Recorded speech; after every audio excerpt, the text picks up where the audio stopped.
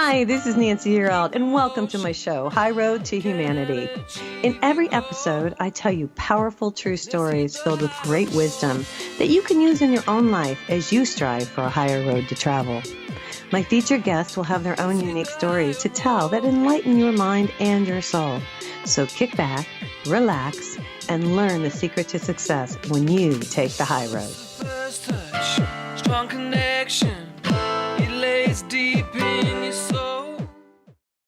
Hi, it's Nancy Yearout, and welcome to High Road to Humanity. And guess what? Timothy Enlow is back with me today, and we're going to talk about what's happening on the United States southern border with Mexico and what's happening down there with all the migrants coming in. I do want to thank everybody who has been subscribing to the channel. Thank you. If you're interested in psychic reading, just go to my website, nancyyearout.com, and just click on book, and you can pick out your date and time. Now, before I bring Timothy on, if you haven't seen my last show with Timothy here, let me give you a little background. So sit back and relax. Timothy is an Army veteran. He's a former deputy sheriff, a police officer, a federal agent. He was an air marshal, 12 years in law enforcement experience.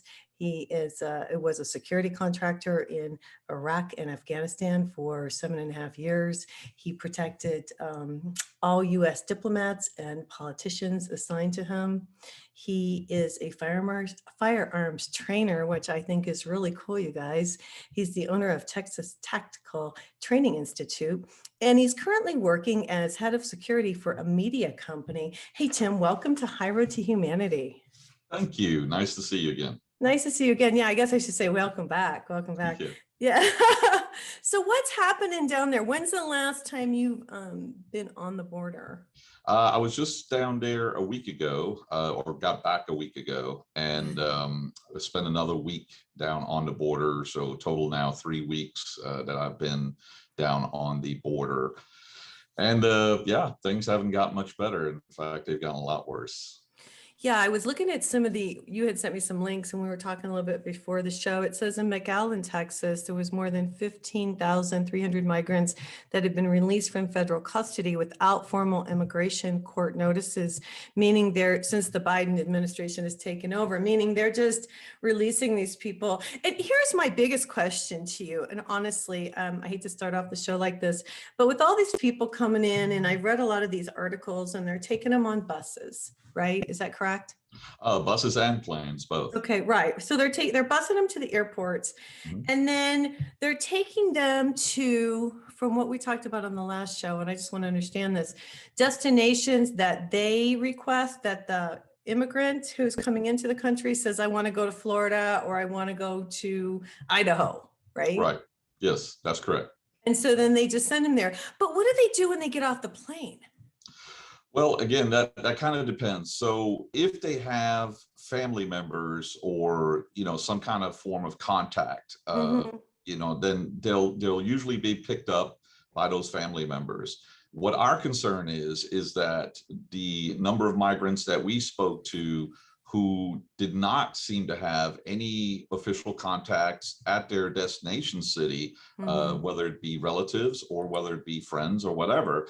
And those are the ones we're really concerned about because, again, we feel like it leaves the door open for exploitation of those migrants. Because I was thinking about this today. I'm reading the article and I'm thinking, okay, now think about this logically.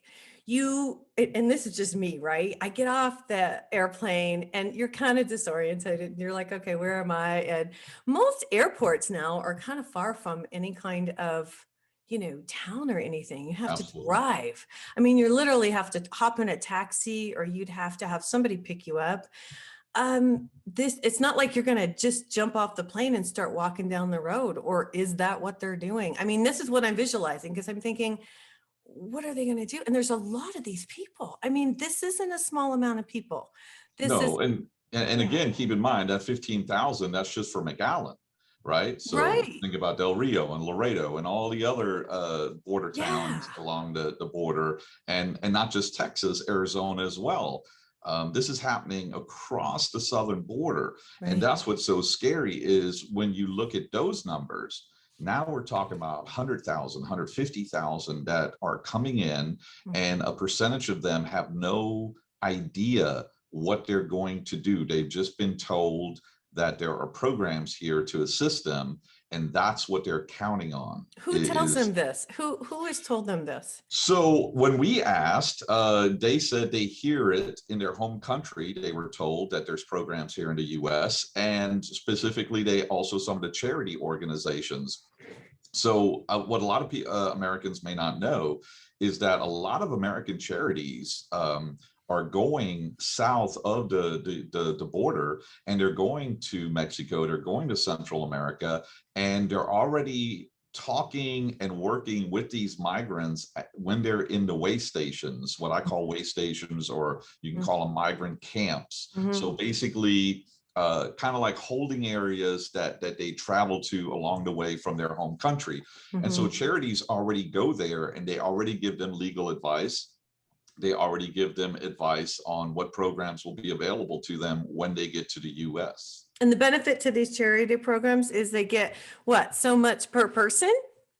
Well, I don't think it's per person, but they definitely get grants, and there's a lot of money at stake from the US government that is reimbursing these faith-based charities for migrant resettlement. Right. Well, you had sent me an article, and I found this really interesting. U.S. Catholic bishops urge Biden handlers to bring in more refugees. That's the headline of this article. And I just want to read really quick what it says here. This just blows your mind. It says the U.S. Conference of Catholic Bishops Migration and Refugee Services is one of nine nonprofit organizations that partner, just like you're saying, with the US government to meet the needs of refugees who arrive in this country. So here's the thing. I'm just going to say this. I get a feeling, and just help me out here and correct me if I'm wrong. I get a feeling that they're not doing this for the right reasons. I would say that's true based on what I've seen. And you can see it all along the pipeline, right? What I call the pipeline, the migrant pipeline. Okay. And I think we touched on it basically a little bit last time. Yeah. But when an organization like Catholic Charities or RGV in McAllen, which we went to, when you actually see them stuffing small children into the back of vehicles like sardines, when you see them stuffing people into the charity building itself to where there's literally no room to walk between people because they're all sleeping head to toe on the floor, you kind of get the feeling that this is more a numbers game than it is an actual humanitarian mission. Well, yeah, and that's why I asked you if you knew anything about the numbers as far as like, what are these people, there's a motivation for them to do this. And you even mentioned in the town, and I even hate to say this again, when we talked about it, you interviewed some of the locals and they were appalled, but on the flip side, it gave them revenue into their town. Yeah, and that's the big irony in this, is that there's a lot of people upset about it, but then there's also a lot of people who are saying, hey, it's good for our economy. Right. And that's a little bit scary, because when we start moving, when the movement of people right, when the movement of people starts becoming a profitable enterprise. I mean, we always knew the cartels, it's a profitable enterprise for the cartels. For them, well, yeah. But when local governments start profiting off it, and charities, well, now we're talking about a whole different ballgame. Yeah, and I was looking here in my notes. You had said there was they were talking on one of these articles that I read that there was a 10-year-old boy that they had found that had escaped from one of the cartels. He was hiding underneath a tractor. Right. I think it said, and I just thought, wow, that's so crazy. But now in Texas, what's going on to help? I haven't, here's the thing. I haven't seen anything in the news at all. That's probably the most frustrating part in all this, is that there is just a complete unwillingness by mainstream media to cover this. And I'm really not sure why. And it goes across the board, whether I'm sure why. I know why. Well, because they're profiting from this, but this is craziness, because there's going to be large amounts of people, and from what I can read from a lot of the articles that you sent me, and then from what I've seen too. So you've got large numbers of people going into these states. Something's got to give here. something's going to Sure. happen because Yeah. they're coming from different. Here's the thing, and God love everybody who comes to America, because they all come because they're looking for a better way. And I get that part. That's not the issue. But a lot of these people have different customs, and they don't know our laws and our ways. And I can just see a lot of unrest happening, just for the simple fact of them not knowing how things work. You know what I mean? Well, yeah, and that's true. But Yeah. I think there's even a more serious. We have here in Texas, for example, we Yeah. have ranchers now, entire ranching families Mhm. all along the border who are Mhm. literally scared every single time they step outside of their residence on their What are they ranch afraid of? because, What are they well, afraid they're of? being overrun. That there's illegals passing through their property in large groups, So and they these, could be overrun. well, they have been overrun. Their wells have been damaged. Their farm equipment has been damaged. Vehicles.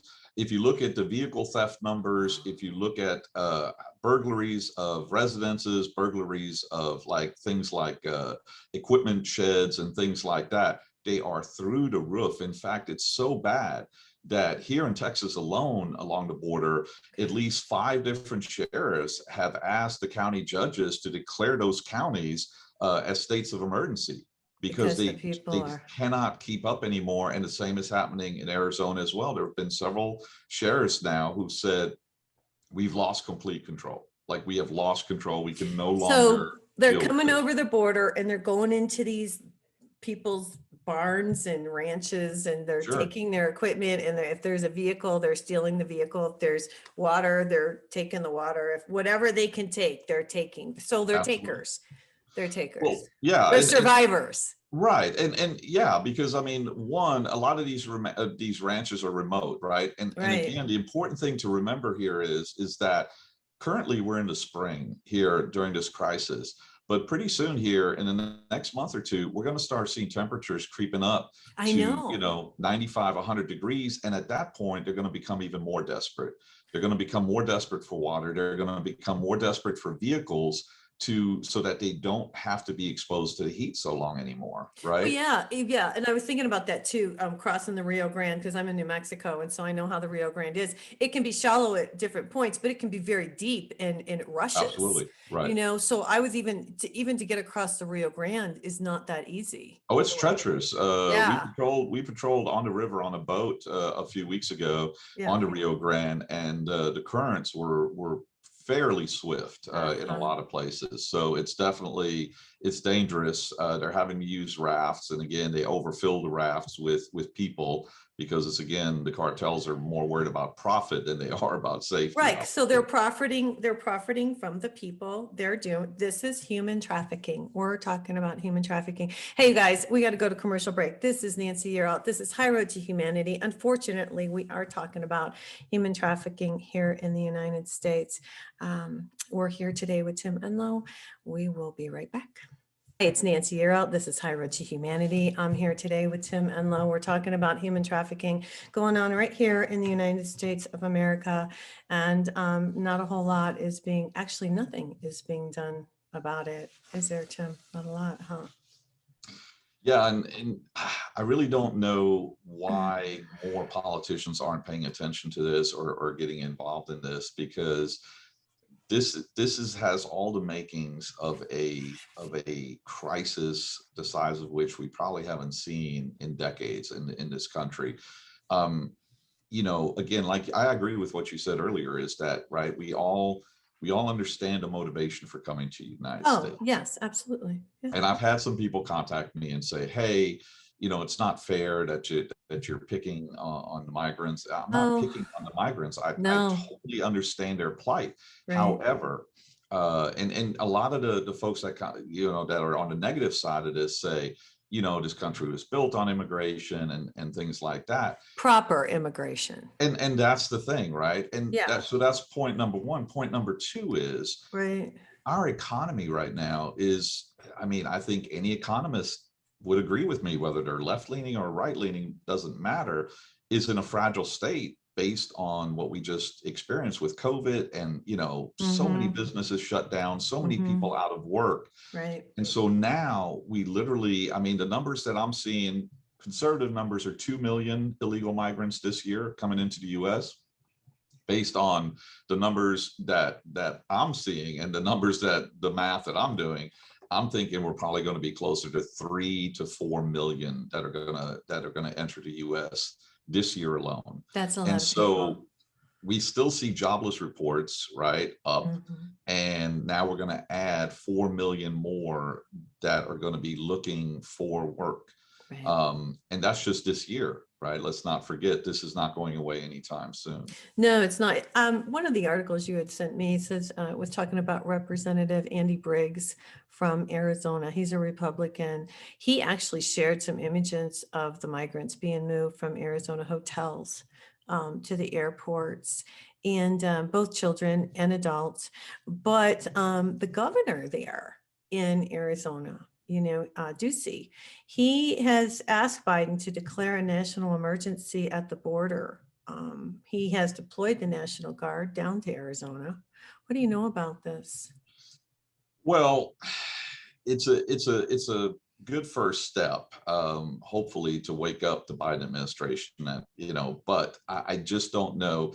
Here's what I see with the National Guard. Okay. It's usually a feel-good measure, right? It's the National Guard historically has actually done very, very little on the border because, first of all, they're not given detention or apprehension authority.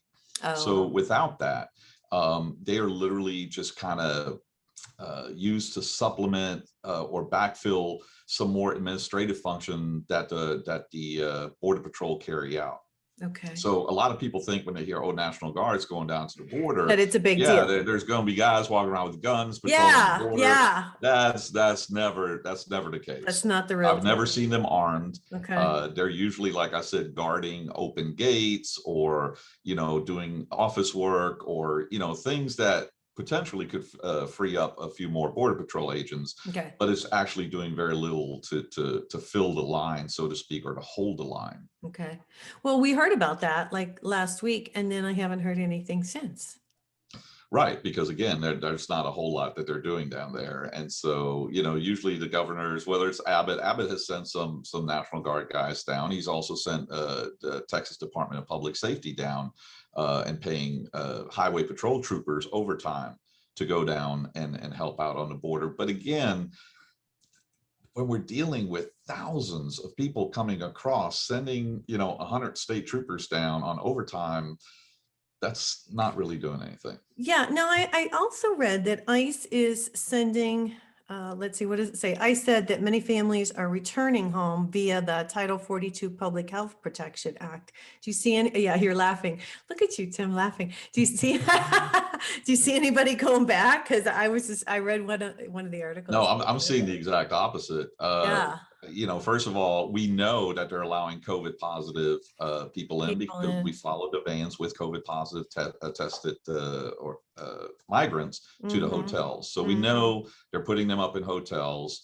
And we also know that once they put them in that hotel, the Mhm. government at that point washes their hands of them, right? And it's the charities that take over. It's the charities that transport them to the airports, to the bus stations. Okay. And in fact, now the detention centers of even the so last time we talked, we focused a lot on family units or migrants traveling with children because they get an automatic free pass into the US now. Oh, is that how it goes? Biden. If you have a kid, you're good to go, even if it's not your own child. You It don't have doesn't to, matter. You're you don't have to automatically prove admitted. it. Okay. Yeah, you're automatically admitted into the USA now under the Biden administration policy. But Okay. now the Biden administration just a few days ago actually said that they're now also going to start releasing more people from the detention centers, which means males traveling without kids that now have been held. They're also going to start releasing them because the detention centers are so full, they cannot keep up. And I don't know if last time we talked, if we had talked about the 737s that they're filling up down there in McAllen. No. So the last time I went to the border, we Right. started hearing rumors that that so many migrants were coming in that besides flying them out commercially, which is what the charities were doing and busing them, Right. that the government was now bringing in chartered 737 aircraft to the McAllen International Airport and filling those up and flying them out. But And the question still remains, where are these people going and what are they doing with them? I mean, that's the big question. And I haven't right, heard anything like, if they're bringing in airplanes and they're taking all these people and buses and they're right, shipping them all over the United States, first of all, why? Is why right. is it so that they can be used for, is this a sex trafficking thing? Is this because of some of the crazy stuff that's going on behind the scenes that we don't know about? I don't know. What's your take on this? Because that's the big question here, Tim. It just blows my mind. I agree. And, I didn't even want to believe it about the planes. And then we went and staked out the McAllen International Airport, and And you we got it saw on 'em. camera. We got it on video. So what do We you got the see? set. Okay, so you So went. basically, they're using unmarked or private chartered 737s that belong. The ones we saw, we traced back to a company called Aero. It's AERO Airways, Yep. and they're being, they're trying to hide it. I mean, there's no doubt. They land and taxi them down to the private side of the McAllen International Airport, not the public commercial side where the terminals are. And they literally park them all the way down at the end of the runway where the big hangar buildings block the view from the roadways. Of the people And, coming in. right, and then they would bring in 3 large charter type buses, the huge buses, Yeah. and 3 at a time, and that's what they would fill up the 737s with. How many And planes? How many planes did you see taken off? Like six? well, we were only able, the last time we were down there, we filmed 1, and then one was leaving right as we were pulling in. So we saw 2, but talking to some Customs and Border Patrol officials down there, they're like, oh yeah, they come every day like clockwork, and on Saturdays they really increase the number of flights. And when you look at, again, a 737 holds, 120, 130 passengers. That's a lot of bodies if you're talking multiple flights. And do you know where these planes were going? Do you know their destination? The ones we filmed were going to Midland, Texas, where they have one of they just opened up a big detention center there that holds about 3,000 illegal migrants. In fact, that's where they kicked the oil workers out of their man camps up there. Oh, no kidding. Yeah, because Yeah. I know I've been to Midland, Texas, believe me. Yeah. So There's not a lot there, but just so you know. They gave them 48 hours. They gave the oil workers 48 hours to vacate the premises. Seriously, And then when was this? When was this, Tim? Honestly, I want to say maybe 2.5 months ago, 3 months ago. That blows my mind. Oh, there's articles on it because there was a lot of upset oil workers. And then the people of Midland caught wind, obviously, that this was going on. And at first, they were literally just putting them in the same barracks that the oil workers had stayed at without any security. And then all the people in Midland were like, whoa, wait a minute. You don't even have a fence around this place. Like, any of these people could just walk out and walk into downtown Midland. And so then they hurried up and they put a fence up around the oil workers man camp. And that's now where they're housing, I want to say, right around 3,000. But Big Springs and then I know Big Pecos, Springs. they have 2 more detention centers there as well that have sprung up. So they're putting these detention centers up as fast as they can. But the problem is, literally, by the time they build it, they already have enough bodies to fill them. And so, they're already behind again. And so these buildings are going up by the dozens around the US right now. Well, but here's the thing. And God bless these people, first of all, for coming in looking for a better life. But you can't come to another country and expect, everybody to just create this life for you. It doesn't work like that. And here they are. I just want to say this, in a building. Now what happens to them? So they're here, they're in a building. The people who are outside the building are afraid because it's just a bad situation. How do you even acclimate these people into society? Right. That's the biggest thing. So is it a better life for them to go from what? I don't know, from here to here. It doesn't seem like it's, I don't know. Well, and we touched on that a little bit last time, but there's several, if you look at in the Can we media. talk about it when we come back from commercial Okay, break? Okay, absolutely. cool. All right, cool. Absolutely. Hey, you guys, I'm here today with Tim Enlow. We got to go to commercial break because we want to use this for the podcast too. This is Nancy Yearout. This is High Road to Humanity, and we will be right back. Hey, it's Nancy Yearout. This is High Road to Humanity. I'm here today with Timothy Enlow. I call him Timothy. Everybody probably calls you Tim. But I'm glad you came today, and thanks for coming on the show and talking about this stuff, because people aren't talking about this. And we've got to use our voice, and I'm so proud of you for standing up, actually. Thank you. I just want to say that. Yeah, thank you for standing up. I'm sure you've gotten some backlash. Yeah, but honestly, not as much as I expected. I really expected a whole lot more.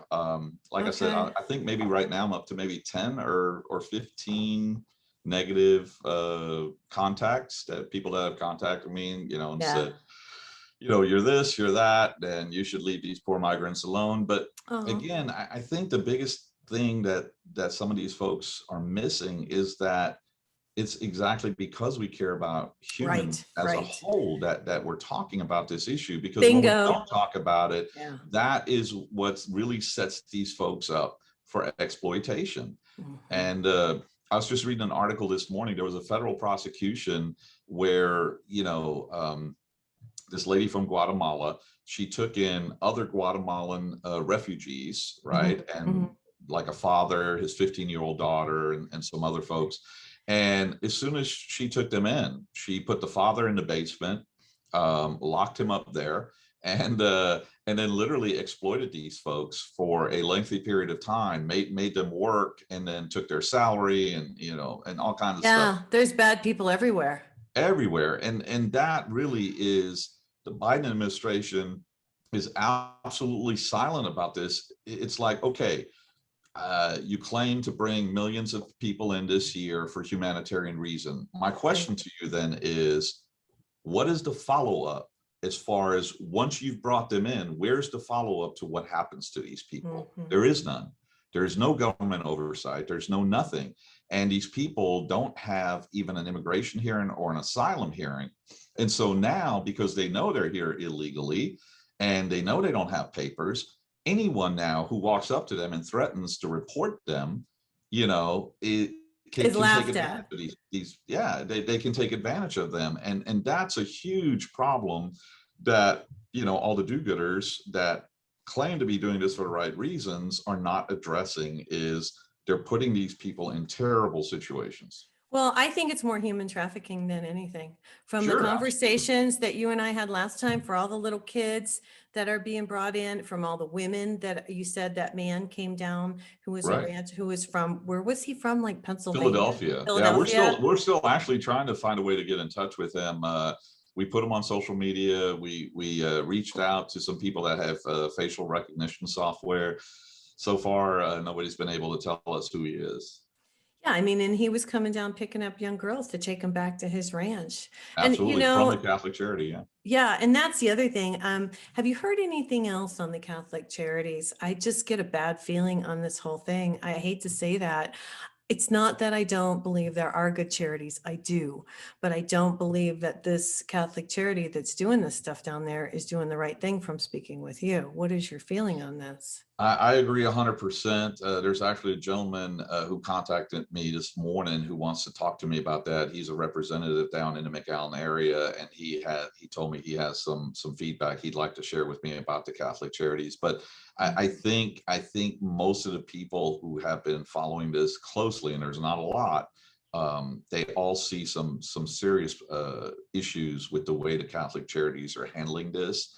And obviously that's been our experience, because we were there when literally people were coming asking to pick out migrants from that charity to take them back to to the East Coast. So there's some serious issues going on there. And I think at best, I think the Catholic charities attitude is better here still, no matter what happens to them, than where they came from. I think there's a little bit of that attitude, right? Okay. That they're still better off here in the US than they would be in Guatemala. Because in Guatemala, what? And I don't mean to interrupt you, but because what? In Guatemala, they would have been killed?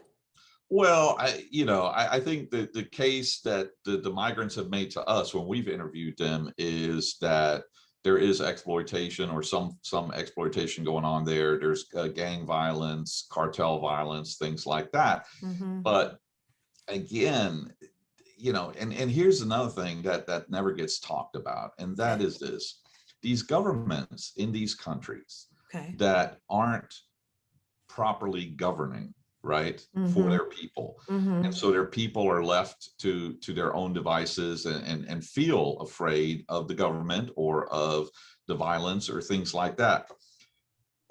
If the people who are upset in those countries, the people who are upset, if they constantly flee, well, what that does, it's like a pressure release valve for that government, Mm-hmm. because there's never any pressure that builds for change within that country. Right. Because the minute that pressure builds up, there's just a mass exodus to the United States, and the Mm-hmm. government goes right back to doing things business as usual, taking advantage of their own people. And that's another thing that the pro-migration folks don't want to talk about, is that by constantly allowing that pressure valve to be opened and this flood of humanity to come to us, um, uh, there's never a push or a pressure to To change that change, to make it government, any better. No, I hear to you. make it any better. They're Yeah. basically just getting away with what they've always done, and Yeah, that's but not the a good bottom thing. line is they're benefiting some way. Sure, Because, absolutely. yeah, here's the thing, there's all kinds of stuff going on, and I hate to say this, behind the scenes, because there's a reason that this is happening and all these people are coming in and it's all being kept hush hush. They're benefiting some way, Oh, absolutely. from I agree this. with that. I I agree just with that. I just hate to see it, because and I guess what's bothering me more than anything, I know Governor Abbott has come on and talked about this, but are his hands just tied as far as doing anything about this? No, I don't think they're tied. I think as the governor of a border state, he has actually quite a bit of power. For example, he could send large numbers of National Guard down, but with detention authority to actually detain illegals, right? Not just do Why haven't they administrative done that, functions. I wonder? Political reasons. He's up for re-election next year, and I think that he doesn't want to risk losing, the percentage of Hispanic vote that he's counting on getting, and he feels like that wouldn't play well with some of his supporters. Isn't that sad? It's very sad. It's very sad that Ugh. we're again putting, tens of Politics. thousands, hundreds of thousands of migrants into these terrible situations Yeah. for political gain. Yeah, that's not a good thing. Whatever happened to human life, the value of human life? Here's the thing. We have people, I don't know if it's because they've watched TV or if they've played too many video games or they watched too many shoot 'em up Westerns or too many violent flicks, but like the value of life, there's no Absolutely. value. There's no value to a Absolutely. life. You know, the little boy under the tractor or the women who are going to go to the ranch or whatever, there's just no value to their life, but there is. And that's why we're doing this, Tim, because there is value to these people's lives. And they're being shipped places that I don't think are good. I Well, don't know. I agree 100% with that. And let's not forget the journey itself, right? Oh, yeah. Every single migrant that we virtually spoke to had some horrible story about what happened on the journey itself, whether it's Like, robbed or whether it's being raped or whether it's okay. being forced into prostitution. It just doesn't stop. In fact, the translator that we used down there, a lady that's a former police officer, she called me maybe 2 days after we got back from the border, Mhm. and she had a lady contact her from Georgia, Yeah. and it's a Hispanic lady in Georgia, and they had a family member who was 28 that was going to bring over a 8-year-old and a 9-year-old, bring them across the Rio Grande to bring them up to Georgia. Okay. They pay $10,000 to the Coyotes to bring them across, and they bring them across, and then the Coyotes wanted more money Yeah. to take them to Houston to get them around the Border Patrol checkpoint, and the family didn't have any more money. So they left them there in McAllen on the street, and the 8-year-old hadn't eaten in several days. and they called their family in Georgia in a panic and saying, we're on the street, nobody's helping us, we don't know what to do, we need help. And these are typical stories that we're seeing down there. And again, the Biden administration completely silent on this, or politicians as a whole completely silent on this. When we come back, let's talk. I know I hear you on this. When we come back, let's talk about the coyotes that bring them over and the money that they pay. Yeah. Hey, you guys, this is Nancy Yearout. This is High Road to Humanity. I'm here today with Tim Enlow, and we will be right back. It's Nancy Yearout. This is High Road to Humanity. Tim and I are here talking about the crisis down at the border, at the Texas-Mexico border. You talk about these coyotes who are paid to bring people across. So the families save all their money. And I've heard these stories for years, gosh, like everybody else has. And they bring them across, but there's no guarantee. Do you hear? So they're still paying them, even though didn't realize that. Honestly, I thought they were just coming. I didn't know that they were still paying these people to bring them. Oh, absolutely.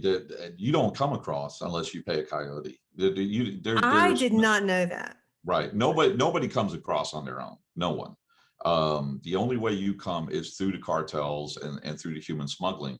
Now, and another thing most Americans don't realize is that most of the migrants that wind up in the US, they wind up here in debt to the cartels. Oh, they still owe them. They still owe them. Most of them still owe them. Okay. And so that's why I'm saying. So then what happens is they stay in touch with these families. They know exactly where they're going. They know where they're going to be. And even at their destination city, the cartels have that reach to sit there and contact those families and say, you still owe us $3,000. You still owe us $5,000. You need to work this off. The people are back in like Mexico. The family's been sent ahead and they still hold the family in Mexico or whatever the country. Guatemala, same thing. I mean, does it go that far? Does it reach that far? It goes all the way. We talk to migrants in Honduras and Guatemala and El Salvador. So it's a whole thing. It's like a chain. It's like a business. It's a deal. Absolutely. It's a whole thing. Yes, absolutely it is. And that's why I'm saying these are the things that the Biden, all the current politicians it's not just the Biden administration, but it's true. They ignore that facet of it, that these people arrive a lot of times in debt to the cartels still, and therefore they have to do what the cartels tell them. So if the cartel says you're going to give us X amount of money from your paycheck until this is paid off, that's what they have to do. If the cartel says you're going to work in a bar and sell drugs in that bar, then that's what you have to do. Then that's what you have to do. No, right. Not that it matters at this point, but how did Trump control this so much? Because he controlled the border. He wouldn't let them in. Right. Well, I mean, there was still, and the numbers speak for themselves. I think I sent you that link as well, that, for example, the trail cameras, right, on some of the more remote crossing stations where some of the really bad actors cross, right, because they don't want to get caught by Border Patrol. So they cross in very remote areas. Under the Trump administration, we're picking up, probably around 400 to 500 a month on some of the Saber cameras in that one specific area. Now, on average, they're picking up 2,500 a month. And again, this is just one set of cameras on one set of trails and arroyos there. And so again, it gives you an idea of the numbers. The other thing that Trump did, he put in what was called the migrant protection protocols. Okay. And that required the migrants to wait in Mexico until their asylum hearing date. And then they could come in for that asylum hearing date. And if it was unsuccessful, they immediately got deported. But they couldn't wait here in the US. Well, now, not only did Biden reverse that, but now he's saying you don't even need an asylum hearing date. You just come in, you hang out, and we'd appreciate it if you contact us down the road. But if you don't, that's really the policy now. I know you don't want to get political here, but I mean, this whole thing is just a nightmare and nobody's saying anything. And then I heard at one point that our vice president was supposed to go down there, Kamala, but I never saw that happen, probably because she doesn't want to be associated with it when it does come out about what the real deal is. Nobody wants to go down there. it's a hot potato that everybody just keeps hoping is nobody Gonna has to go touch. away. Yeah, and that'll just go away and cool down. But Tim, I can tell you right now, the yeah. numbers that we're seeing are so staggering. And with every single family that comes in unimpeded and says, hey, right now they're actually allowing us in and they're helping us get in. With every family that reports that back, 3, 4, 5 more families are trying to come. And so, for unless something is done, and here's what I predict. I predict Yeah, I was by gonna just ask you, what do you predict is gonna happen here? What do you I think? think I think by next year, Yeah. the Biden administration is no longer going to be able to hide the numbers, and I think some news people will report that close to maybe 7, 8, 10 million made it in just over the last 2 years, and at that point, I think, and after they've literally run out of places to build detention centers and to house these children. I Well, mean, we're yeah, offering federal workers right now, federal employees, 4 months leave if they agree to take care of migrant children. seriously. Yeah. Oh, yeah. The Biden administration sent out a mass email to all federal employees in the United States. If Okay, you when agree was to this? take in migrant children right now, you get 4 months leave. Really? That story was actually picked up by mainstream media. Yes. That's crazy. So that shows you the sheer scale. Foster parents who have American foster kids are Mm-hmm. now being told, Mm-hmm. you can give these foster kids back to us temporarily. And Oh, oh, by the way, we need you to take in, and there was just a story in mainstream wait a media. minute. Give back the foster kids that you have. Yes, Okay, and right. take Put them in the back in the migrants. system and take in migrant kids Why? because there's such a, and there, some families are being told, can you take 10? Can you take 15? One family was told, can you take in 27 migrant children Whoa. to one family? That shows you the numbers that we're dealing with. We need federal employees to take care of them. We need foster parents to take care of them. Well, but hold on a second. I'm just going to stop you for 1 minute. Mhm. There's going to come a point. This is Nancy's prediction. There's going to come a point where the people who live in these areas, like Midland, like, down by the border here, McAllen, where people stand up. You Yeah. don't think they're going to, do you? What do you think? I think they're Well, going to. I think it's going to get so bad that they're going to. I really yeah, do. and again, it's slowly starting to build.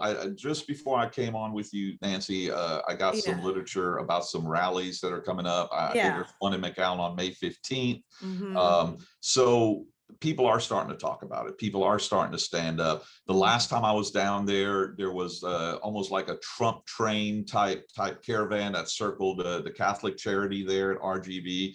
And they were protesting what was going on there. There's some other protesters by the COVID testing site there in McAllen. So it's slowly starting. But here's the thing. The border has always been like this.